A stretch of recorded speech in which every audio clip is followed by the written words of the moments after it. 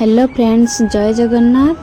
तो आज लंच रे कौन अच्छी चलो अपन संगे शेयर करी।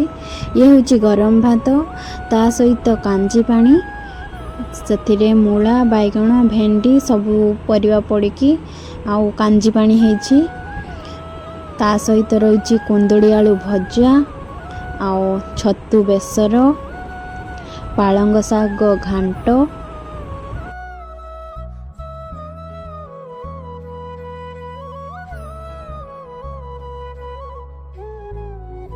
तो जिते बेले भी खाइबे ता सहित गोटे कंचा लंका दलिकी खाइबे तार टेस्ट आउरी बढ़िया हम।